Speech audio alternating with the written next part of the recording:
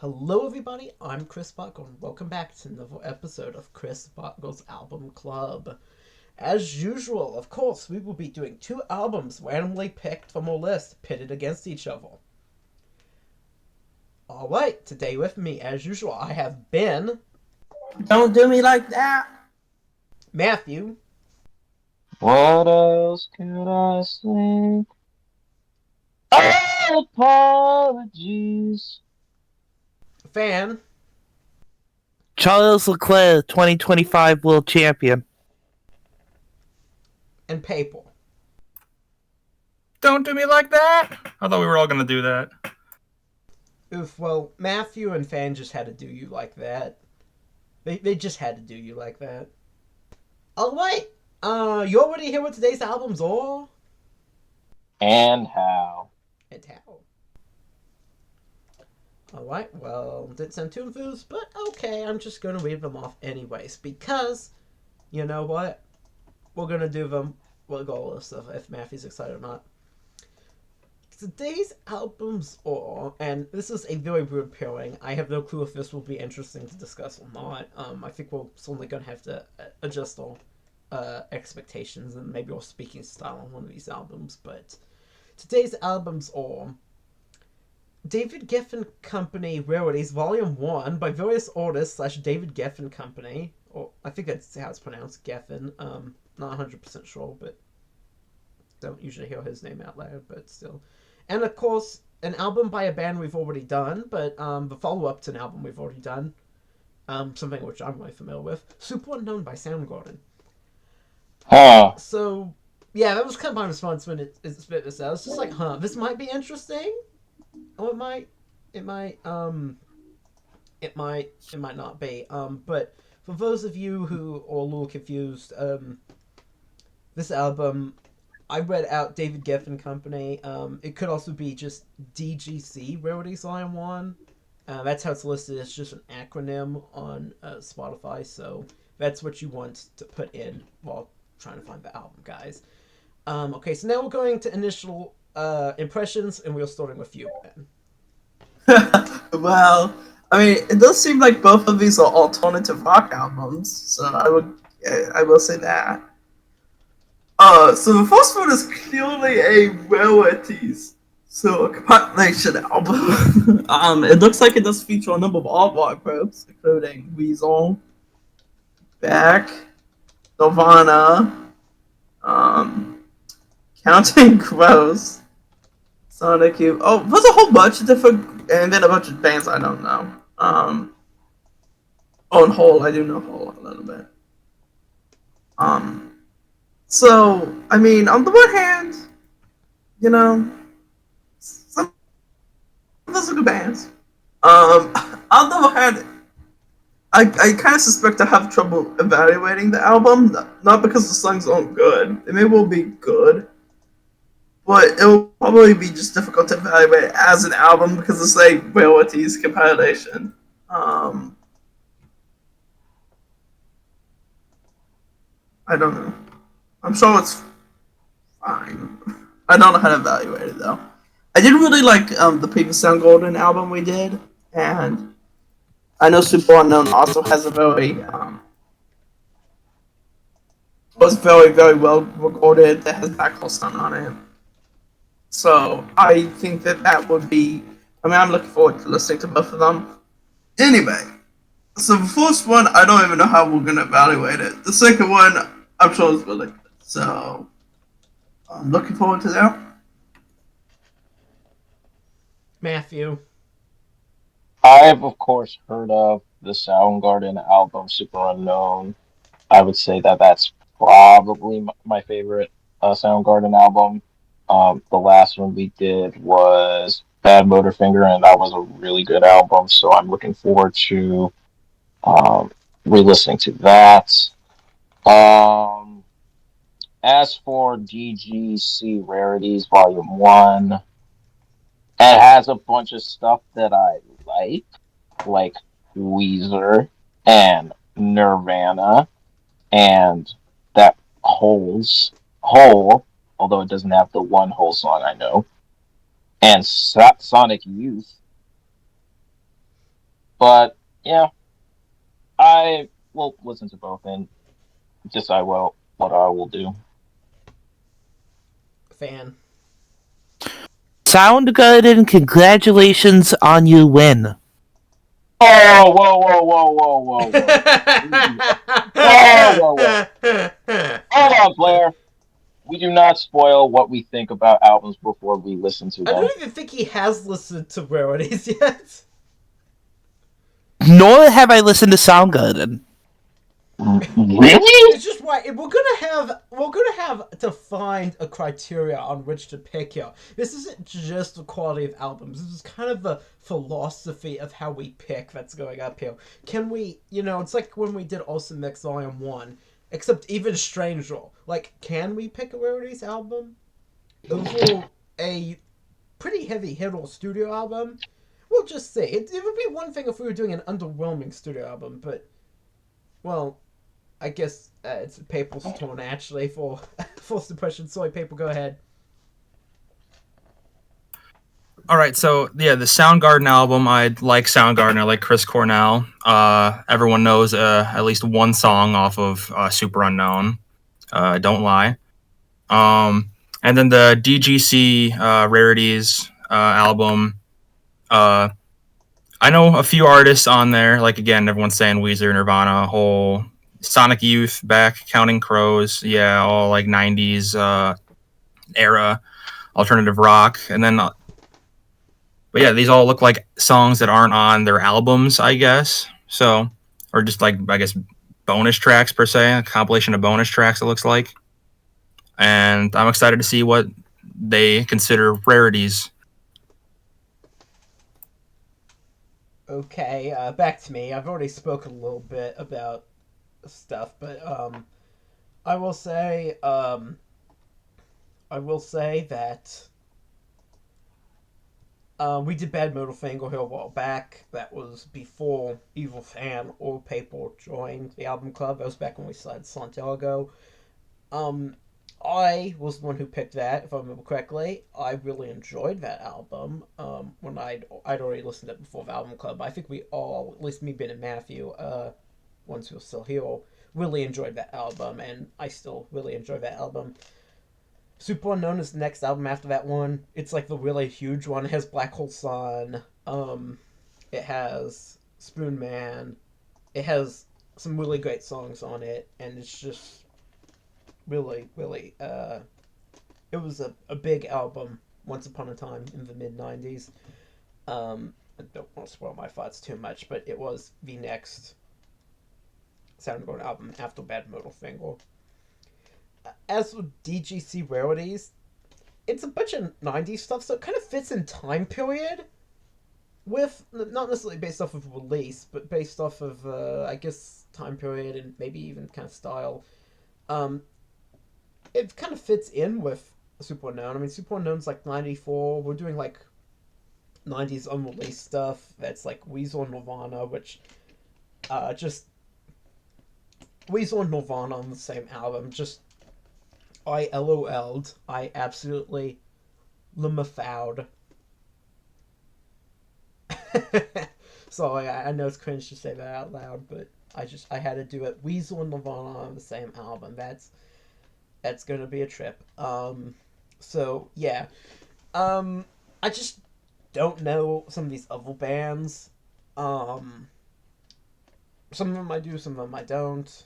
But we'll just have to see, I guess, how I feel about it overall, as well as, of course, the Weezer and Nirvana songs. I do feel like I'm going to have a hard time, maybe, picking something like that over a studio album, any studio album, but, well, just, I guess we'll see if I do or don't like Superunknown, but on the other hand, considering that I obviously like Bad Motor Finger and had heard both it and this album before, I think you can probably guess where I stand.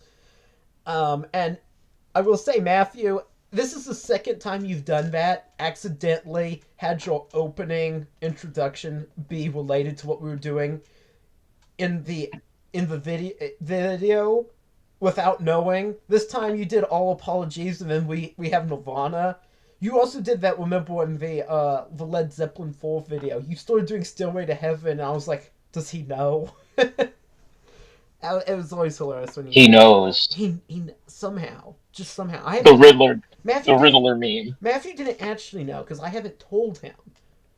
I don't know. I did that for the Oasis one too. I was singing a song from that record, and then we Yeah. we went into that album. It happens occasionally. So yeah, we're gonna go on and listen to these albums. We'll be back with our thoughts on them, so stay tuned. Alright, we are back and have listened to the albums. The first album was DGC Rarities Volume 1 by various artists. That's just how I have it marked down. Because it's true. So, we'll start with you, Ben. What were your thoughts on this album? I thought this album was good for what it was, but what it is a Rarities compilation album, so it's kind of hard to talk about as a cohesive thing. The song I would say I liked the least was Bogus Flow, which was Beck's song on it.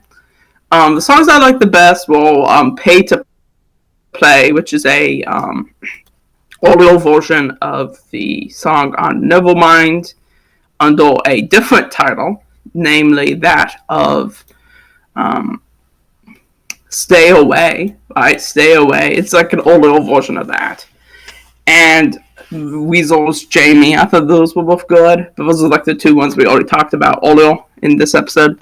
But I would like to add to that also the Teenage Fan Club, a band I don't know anything about. Opening track Mad Dog 2020. I thought that was pretty good. And I thought the kind of folky Allegory by Morley Adaway, another artist I don't know. I thought that was also pretty good. But altogether, it's pretty difficult to evaluate this album because it's just a collection of almost random songs. Not 100% random, but basically. Which makes it difficult to talk about. But altogether, it's okay for what it is. Alright. We're moving on to Matthew.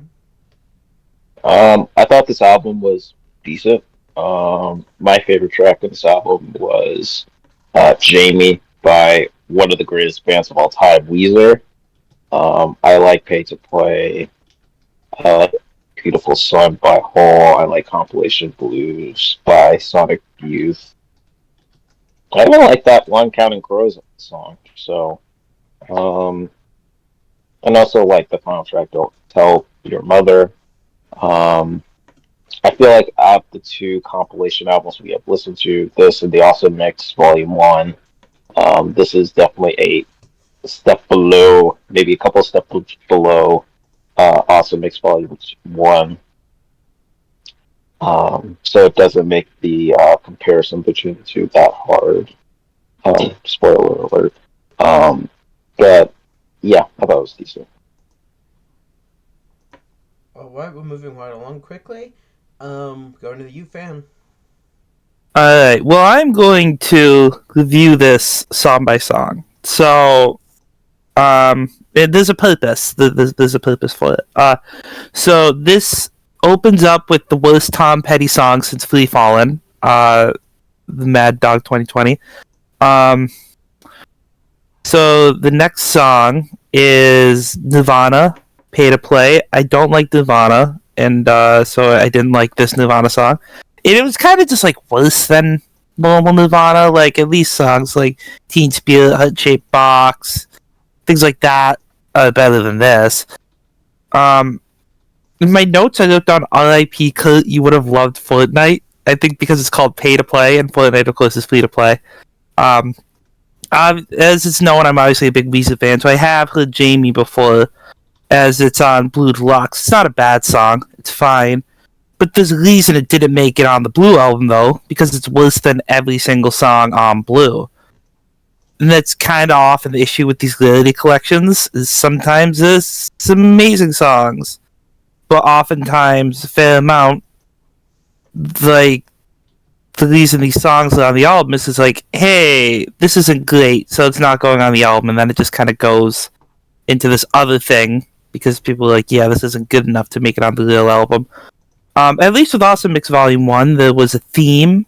Even someone like me who had never seen the movie Guardians of the Galaxy could easily pick up on the theme of it. They're Never Too High. I've never heard of Cell. I don't really have any desire to hear them. The guitar solo is pretty fun, though. I know Hole. I've never really liked him, though, and Beautiful Sun isn't going to do anything to change my mind about that. The Beck song, Beck Dylan over here, literally just sounds like Beck doing a Bob Dylan impression. And it's just kind of just a guy goofing off. You know, I'm sure if I was a big Beck fan, like, I would like this. I'm, like, indifferent on Beck, so it just isn't really, you know, something I'd like. I've never really checked out Sonic Youth, but I think the songs started off good, compilation blues, but then the section with the whistling was just kind of annoying, and that kind of turned me off. Grunge Couple I thought was an odd curiosity. It was wacky in a way that I enjoyed. I kind of like the heavy and soft, the way it jumped between the two. And also the guy was going crazy on the violin. That was awesome. That was my favorite part. And then Einstein on the Beach was like a great song. I was like really impressed by it. It didn't just sound like a throwaway weird piece that the band was just goofing off together. This was like a real song. And this was like the first time I was like, wow, I should really check out this band and listen to these guys. Apparently this was like the first number one hit. Of course, not like number one on the Billboard Top 200, but the first alternative rock number one, which I think helped sell this record, and is probably the reason why it's still really known today. Open Every Window was nice as well. I like the distorted sound. I like the ritardando in the before they went back to the main riff. It was a well-crafted song, which was a nice change for quite a bit of this record. The guy from Sloan sounds like Peter Ivers. And so, you know, just once again, more weird curiosities as opposed to well-written songs. Wild Goose Chasing is fine, you know, nothing more, nothing less. I like the beginning of Allegory with the Fender Rhodes. Then it turned into the acoustic guitar thing, which was cool as well. And I like the chugging snare beats with the brushes, and they kind of reserved it, how it was kind of reserved, and they kept bringing it up whenever they really needed it, going down, you know, song writing structure. I don't know why I'm explaining that. But that was cool. I like the fretless bass on that too. And then last, Don't Tell Your Mother was a solid girl lead song from the 90s. A lot of songs like that from the 90s, girl-led, kind of punkish type bands. And it was a good addition to that. So, obviously, this is not really an album. There's no real flow to it. This is my biggest issue with that is, you know, there's only one real way to discuss this record, which is song by song. We can't talk about it as highs and lows in a traditional sense because they don't really exist in an album format like this. There isn't really flow that is crafted by the people making the record, you know. High points, low points, all as, you know, albums typically are. That's the reason I discussed this song by song, is because that's really, like I said, the only way to do it. So I felt like to do this album justice, there's only one way to discuss it, and that's that way. I'm certainly not against compilations like this existing. They're important to have in the world because it gives something for diehards to seek out. I just don't know how interesting of a topic it is for discussion. The album is a medium for the artists to express themselves. It's the canvas. This is just kind of like 14 artists putting a little doodle on a canvas and just having it kind of be a collage. So, different kind of format. Alright, thank you. We're moving on to Papal. Papal, I believe you have something to say on this album, so maybe not as much as fan, but we'll go on to you. Yeah, alright, so I think there is a lot to like here. Like, there's a few songs that are really good, but there's also a lot here that definitely misses the mark for me. First, though, I would like to say that despite being a compilation album, at least all these bands have at least a similar genre in common. So there's a coherent, semi-coherent vibe, I guess. And kind of as fans said, of this being a compilation, I think it's a lot harder to gauge the overall quality. So I'm also going to kind of go track by track. Not really, but just a little bit. I also did a little bit of research, like while listening to the song, did a little bit of research into the band, just for fun. So if I have any comments about that, might say something. So the opening track, Mad Dog 2020, not familiar with Teenage Fan Club, but this song is, I think, one of the better ones on this album for sure. Just fun, catchy, good starter track to this album.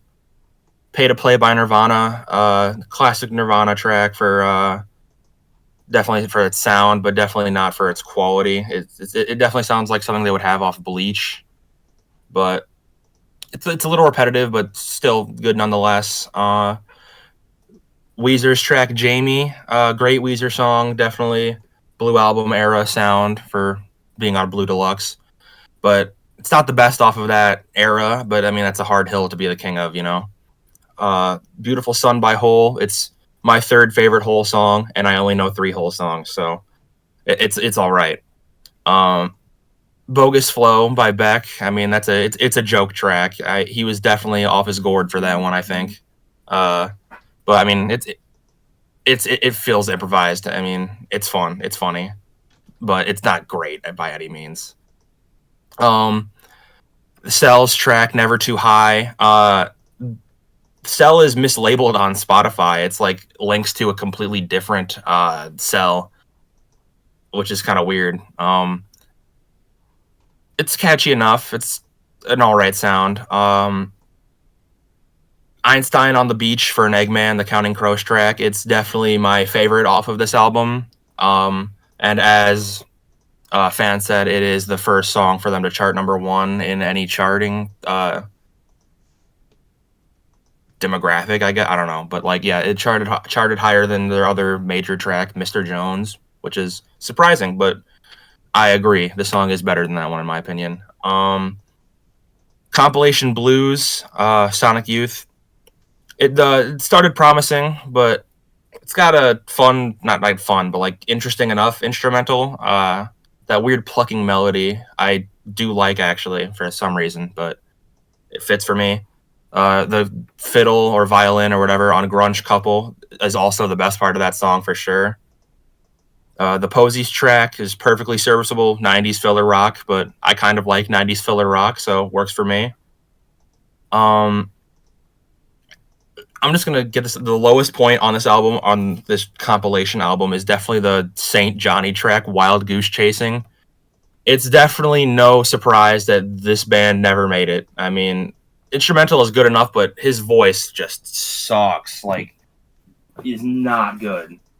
Not good. And last track I really have anything to say about is Allegory by Murray Attaway, which is apparently the lead singer of band Guadalcanal Diary. I don't know if that helps at all, but this is like the only existence of his solo career, because it's the only track from his solo album to actually be on Spotify. So that's weird.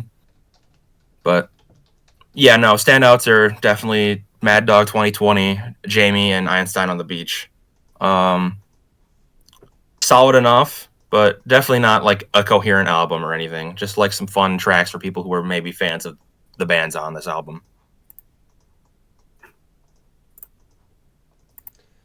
All right, that brings us to me. I do want to agree with what people said about this stuff all being kind of similar bands. That, like, it was clear a concerted effort to maybe be kind of have, like, you know, overlapping fans, you know, buy it for Nirvana, stay for maybe, you know, just something weird from one of these other bands, and then maybe going and checking out something else by them. I don't know. But, that's, it's, well, sorry, I've completely lost my train of thought. Basically, people's right there, it's kind of a, you know, it's very much come for Weasel, come for Nirvana, come for Hole, and then stay for That Dog and the Sundays. So, whether or not people actually stayed, I don't know. But it certainly was kind of like these tracks were picked because it was more than just this signed to this label, right? There was bands signed to this label back in the 80s and stuff that, you know, I have records that don't sound anything like this that have the David Geffen Company label on it. This was clearly, the track listing was clearly shaped around, like, aimed at a specific kind of demographic of listener. Type of people like Nirvana, kind of 90s alt rock, kind of oddball kind of sounding stuff, and it does generally succeed in that. If you, like, the stuff does sound fairly similar, but like it's not that consistent of the package, and as fans said, they are outtakes. I'm not ever really probably anything the best these bands had to offer. Some of these bands I was more familiar with than others, which leads it to be kind of weird. Mad Dog 2020, that had kind of 60s vibes, but it was otherwise pretty bland. Didn't really care for it.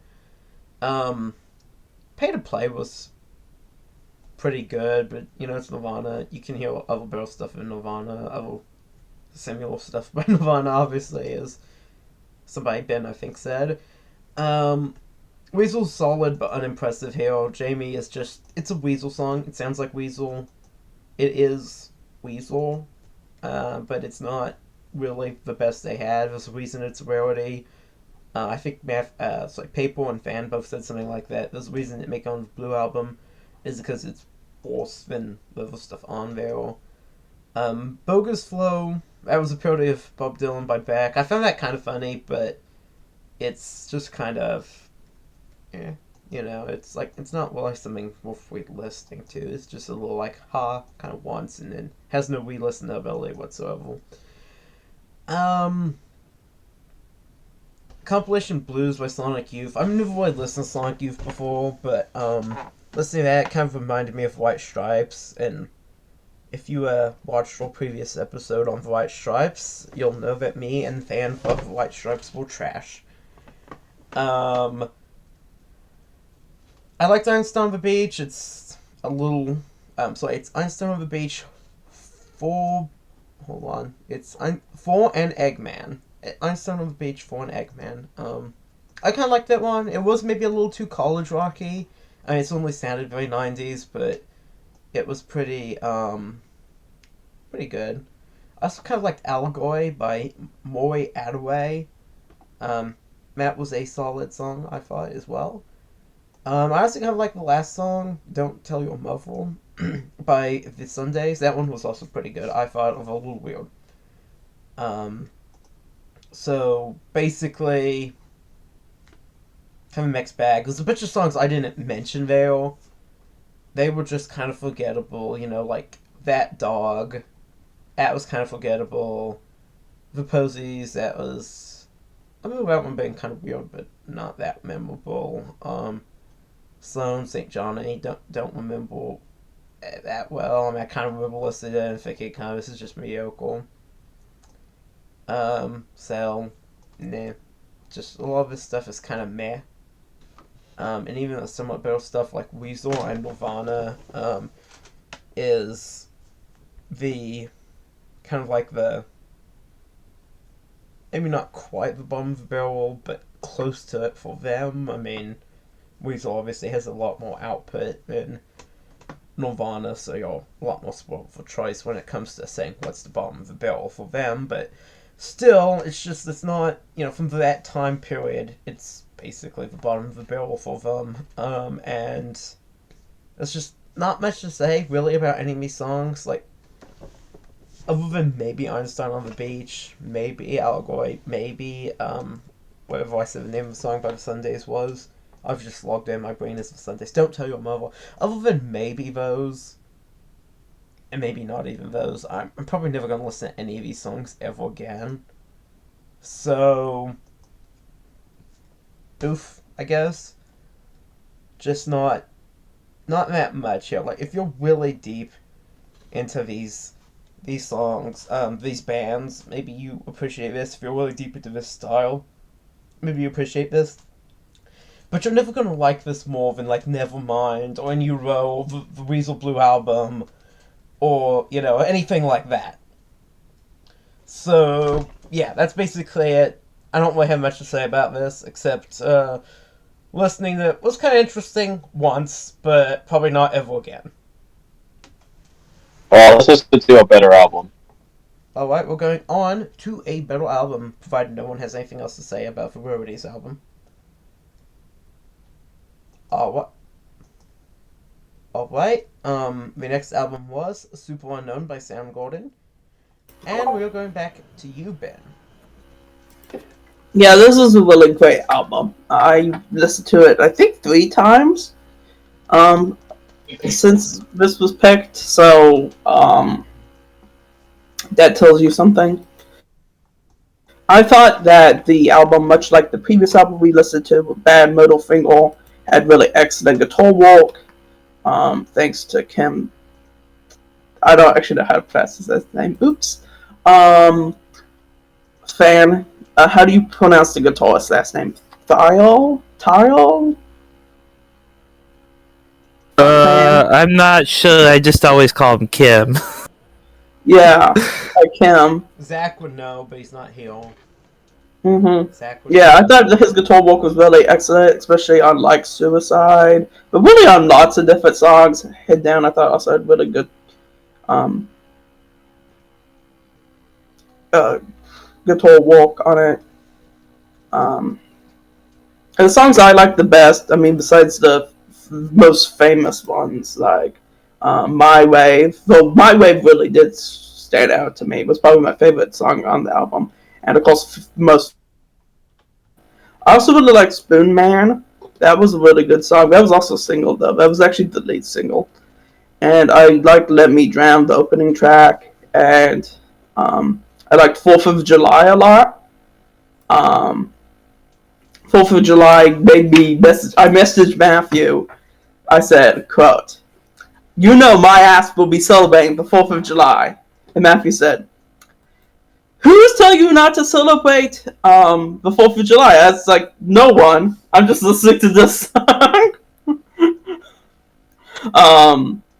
So yes, I will stand up for the holiday for 4th of July, and I will stand up for this song. It was a good song. I also liked Like Suicide, even though it was such a dark metaphor, maybe I should say. I feel unsure about actually what it means, because sometimes he seems to be comparing his affection to a woman to suicide, and other times it sounds like that they're dying just like suicide. It's kind of difficult to parse it that way, but I thought the guitar work on that was excellent. I thought that the singing on it was really good. I also thought Chris Cornell's singing on Head Down, even though that was a song that I was not super entranced with, I thought that both the guitar work and the singing on it were really good, distinctive. The song I liked the least, I felt like, was Mailman. That was still pretty good. I do remember the second, third time listening to it, it's like, I like this a little bit less than the songs that preceded it.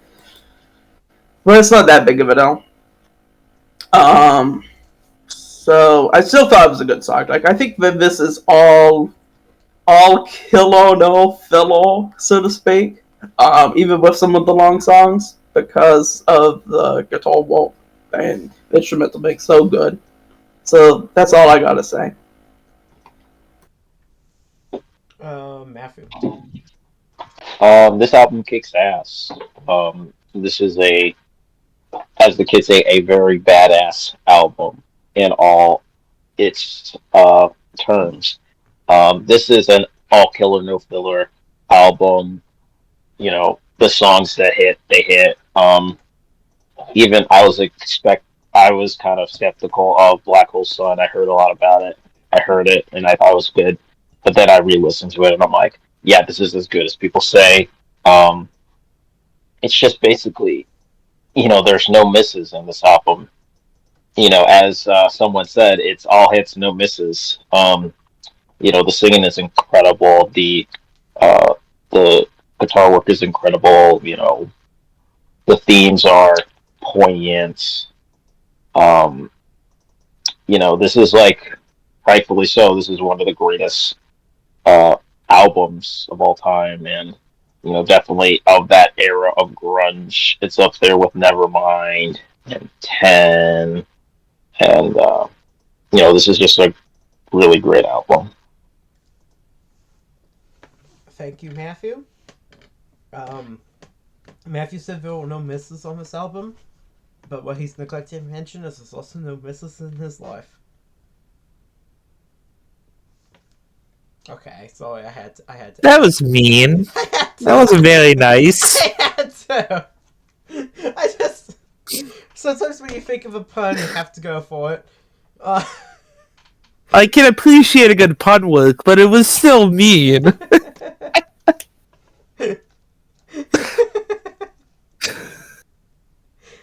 Alright, go ahead, fan.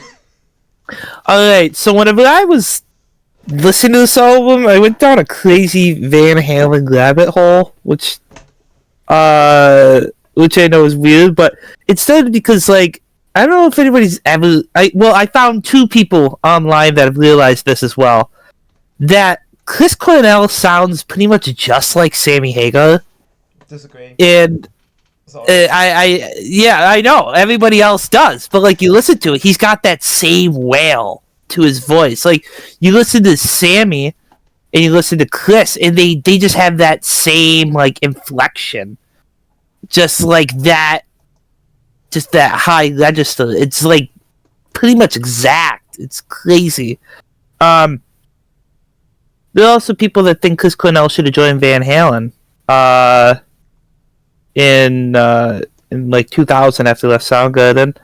I then found a website that was like the 90s Van Halen forum that's still active today. Like hundreds of people are still on there. I was shocked.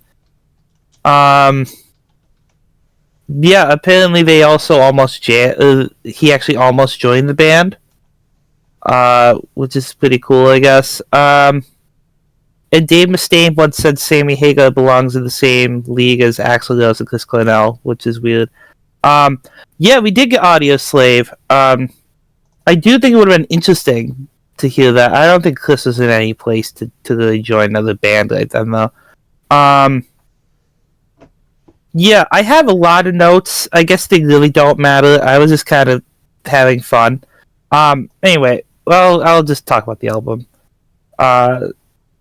So, I'm not too I mean, the one thing that really confuses me is what grunge is. This is a lot more like a psychedelic rock record, like a very good one, a psychedelic metal. I guess it doesn't really sound like grunge. Grunge is more like Nirvana and Alice in Chains. I guess I was even just thinking, and I was like, what even is grunge as a genre? Apparently it's a fusion of punk and heavy metal, which this album is very much not that. I don't really pick up any punk vibes from this record at all. So yeah, Chris, what do you got? Well, I'm just gonna say, as someone who's listened to some of the other Soundgarden albums, Soundgarden started out more grungy, but this was kind of after the fall of grunge a bit. This is like, I think, 94. So it can, basically, we did Bad Middle Thing on the album club in the past. Also, I had already heard that album before, too. It's a bit more grungy, but even it has some less grungy stuff in like Nirvana or Alice in Chains or even Pearl Jam. Soundgarden had some albums in the late 80s that were also more grungy. They were a big influence on grunge. They, I don't know, leaned less heavily into it, especially as time went on. Especially by the time of Superunknown and then the next album, which is like Out on the Inside or Down on the Upside or something. I can't ever remember its name exactly.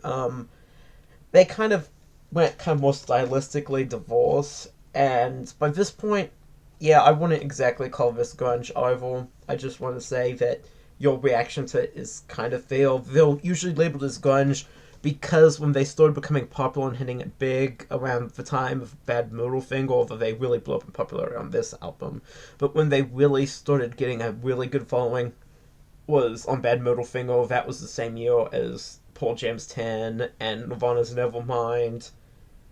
And they also had some influence on Nirvana and Pearl Jam, so obviously Temple of Dog was a thing too, but that's usually where they're labeled as grunge. The older stuff was more grungy, although I wouldn't say it's that far removed from this stuff either, but they never was grungy as Alice in Chains or something like All Apologies, but it's basically, I'll agree with you basically. This is more, I would just call it alt rock, but kind of without any extra modifiers. Yeah, it's definitely alt rock. Like I said, I picked up a lot of psychedelic vibes, especially from Kim, as Ben said. Yeah, that, like the genre thing, we could go into like a whole discussion. But obviously, yeah, it's very much like, well, whatever you are first is always going to be part of your label. I mean, obviously, this is a great record. Black Hole Sun is probably one of the best songs of the 90s. It's probably, as far as I'm concerned, it's the best grunge song ever written. It just kind of washes over you. Like really, really good psychedelic rock tunes do. It just has that kind of quality to it. Smooth Man, I want to shout out Matt Cameron, just destroying the skins on that one, just rocking it. Kind of reminds me of Raga Rock, kind of, which is the most famous example of that, probably being Four Sticks on Led Zeppelin 4, which actually might be my favorite song on Led Zeppelin 4. I really like Four Sticks a lot. Then this record is such like a very great riff record.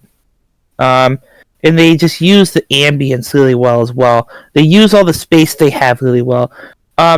One thing I did want to do as guitar player is I want to talk about Kim's bizarre tunings. So I actually did some research and found all the tunings that he used, and I have them all written here, and I also have descriptions of how far they are. So if you want guitar player, you can tune me out here, pun absolutely intended. So here are the tunings for each song. So Let Me Drown, drop D. My Wave is E, E. So the E and the A are E. And then everything, all the other four strings are B. So E, E, B, B, B, B. I'm not sure how you play that. Fell on Black Days is just standard tuning. Mailman is C, G, D, G, B, E, which is standard tuning, with the low E dropped down 2 steps and the A tuned down a full step. Superunknown D, G, D, G, B, E, which is standard tuning with the A, with the E, low E, and the A dropped down a full step. Head down is C, G, C, G, G, E, open C, but with the B tuned down 2 whole steps to G instead of up a half step to C, but it is still functionally open C, just differently. Black Hole Sun is in drop D, Spoon Man drop D. It's fairly standard tuning, fairly common. It's not fairly. There's only one standard tuning, known as standard tuning. Limerick is the same as Mailman. The Day I Learned to Live is the same as My Wave. Some of these that I found actually have like A455, which is a different frequency, so like they pitched it up, but that doesn't really matter. Kickstand drop D, Fresh Tendrils is same as Superunknown. 4th of July is C, F, C, G, B, E. The bottom two strings are tuned down 2 whole steps to C and F, and then the D is tuned down a whole step to C, and then the top 3 are the same as standard tuning. Half is the same as 4th of July. Google AI called this Soundgarden tuning, but in my 15 seconds of research after seeing the Google AI, I didn't find out if that was a thing or not, so I don't know. Like Suicide is D.G.C, which might be the weirdest one out of all of them. This is open G tuning, but with the D on the high E string tuned down a full step to C, giving it a 4th in there as well. So, very fascinating stuff if you are exactly me in this conversation. As a guitar player who only plays in standard tuning, I find it extremely fascinating, so I had to share. Just something different that nobody else is going to talk about on the show, so I felt like I should give it my due, because it is something... Zach would have loved that. Okay, that's good. Because all weird, bizarre tunings is something that's very integral to Soundgarden's sound. Like, that's one of the things in the guitar community that they're known for the most, is the bizarre tuning choices. So I felt like I had to bring it to the show, because it is something that, when I hear Soundgarden, that's one of the first things I think of. Being a guitar player and stuff. So I really wanted to bring that up. And you can really hear it in some of the songs. Like, you can hear the sludge in some of the tracks and the tunings. 4th of July especially. The strings don't even sound tight on it. Just loose and dirty. It just sounded wrong. It was taboo. It made my body shiver. Like, I kind of hated it, but I loved it at the same time. Like, in a good way. Just such a weird thing. Overall, this is a great drum record. Chris is great. Kim is great. Matt is great. The solid record. It's a very good album.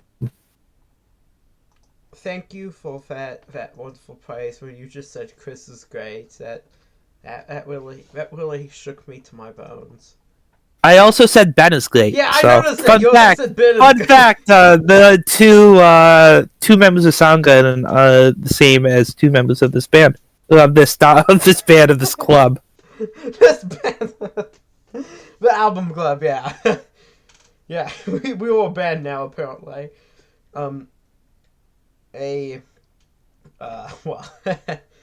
As for my thoughts on this album, because, what about Paper? Wait. Sorry, I forgot about you. For me, I guess.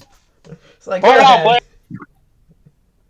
Yeah, I mean, off the top, rest in peace, Chris Cornell. Anywho, this album is really good, very consistent throughout the whole album, and Chris's voice especially works great with their style of music. Just a very strong, powerful set of pipes on him.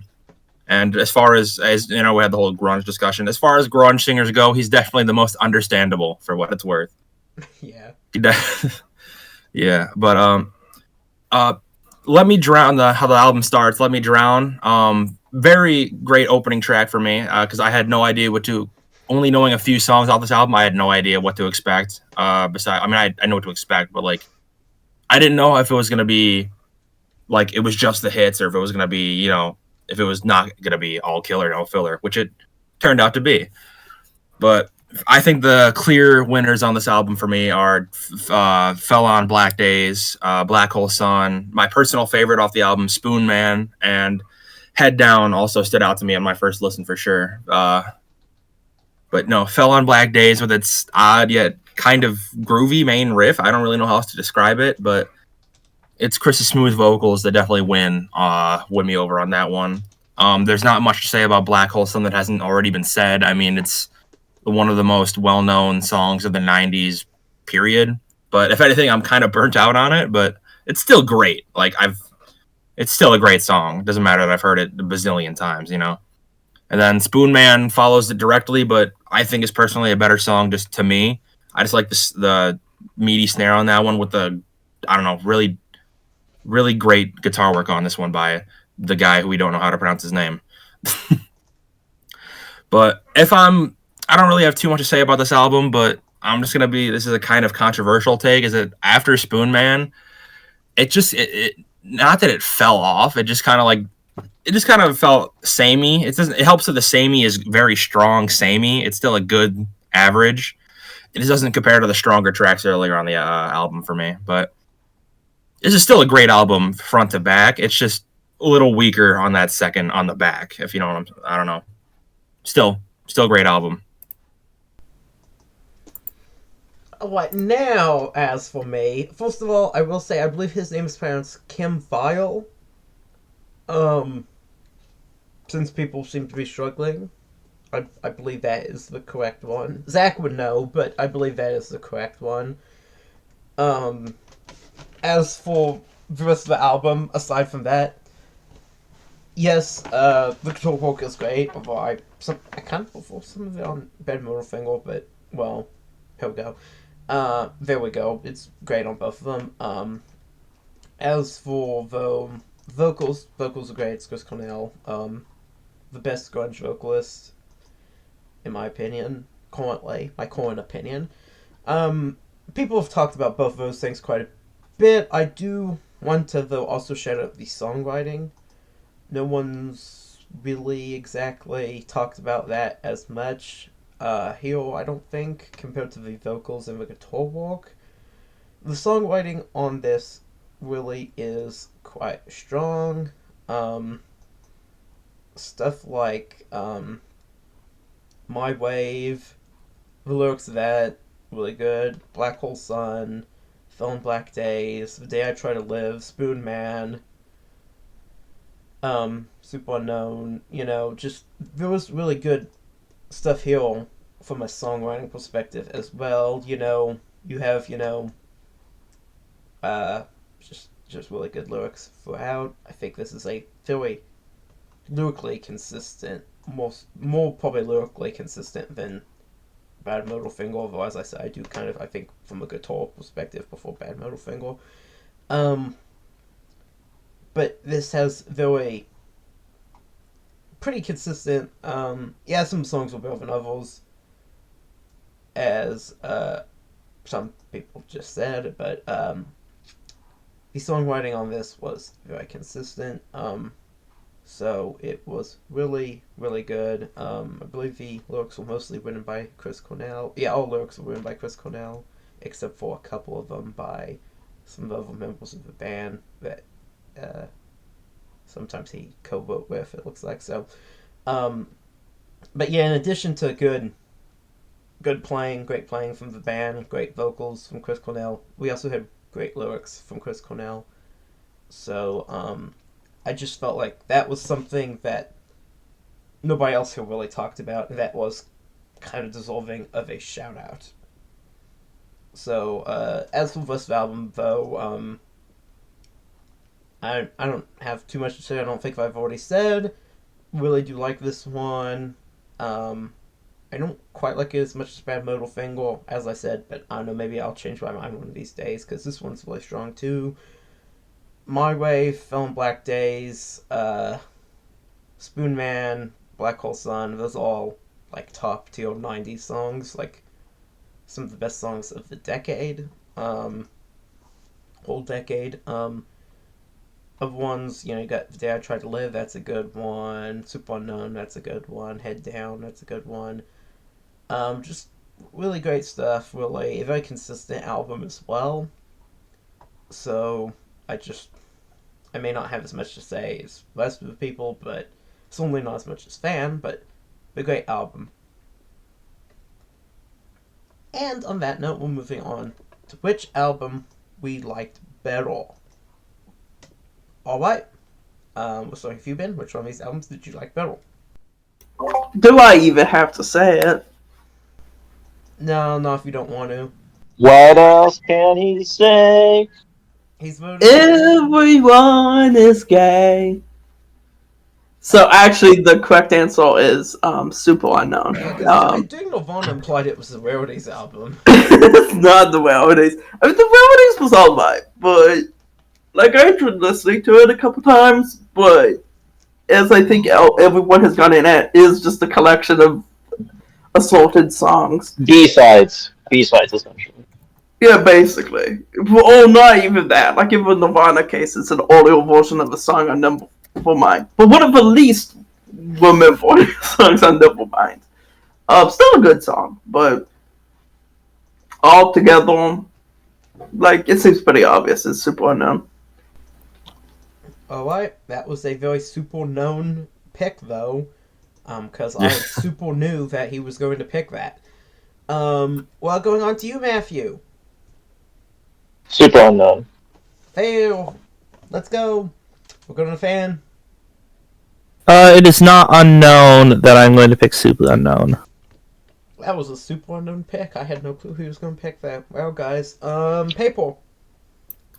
Yeah, as much as I like some of the songs, like Einstein on the Beach for an Eggman, it's super unknown. Who am I kidding? It feels wrong to pick say otherwise, you know? That's a super answer. And as for me, I am going to pick the super known answer once again and pick super unknown. Because, yeah, basically, it was never going to go any other way. Fans said at the beginning of this video, congratulations, Soundgarden, on your win. Second, I think it is I feel like it is the first band we have done that has been picked twice, that has won twice. Might be true. I'll take your word for it. I do believe that's correct, though. Because Pink Floyd tied the second time, so yeah. And also Paramore tied, Public Enemy lost, Yeah, and even our boy Justin Timberlake tied the second time. I would change my answer today, though. In hindsight. So in hindsight, our boy Justin Timberlake won. He won on the Math Woods one, but didn't he lose on the Train Trinity Experience one? He lost. So he still wouldn't have won twice. He just lost twice. He lost once and he tied once. Anyways, but in retrospect, he won. We're going on to who picked what. Anyone want to guess who picked these albums? I'm gonna guess Chris picked Soundgarden and Paper picked the Rarities. I'm gonna say Paper picked the Rarities album. I was gonna say Matt picked Super Unknown, and I don't know. Alright, well, Fan was wrong, but those last two were correct. Paper picked the Rarities album, and Matthew picked... Well, then I was half right. I wasn't wrong. You were half right, but he was half right. But what Matthew said and what Paper said was both right, so... It was me all along. Yeah. I don't know, I like DGC Rarities, nostalgic for me. Yeah, it was kind of weird what it was up against too, though, because like this is also from the same time period, so like. Because it came out in '94, right? Yeah, Einstein on the Beach is one of my favorite songs ever. It's in like top like probably 50 at least, but like it's up there, which is the only one of that band to be up there. So Paper was one of my favorite album club panelists. He's in the top 50 at least. For me, that's crazy because I have way too many songs that I listen to. My playlist is 2,000 plus songs. Okay, so 2,000. I have a that's impressive. Playlist. I'm not sure what mine was split up into smaller ones, but I'm not sure. I have a list on my computer of how many songs on my playlist. I mean, to be fair, everybody here listens to a lot of music. I mean, there's no reason to debate who listens to the most music. Which we're going to go listen to some more music right now because we've got another great episode coming up very, very soon. The Battle of the Titans.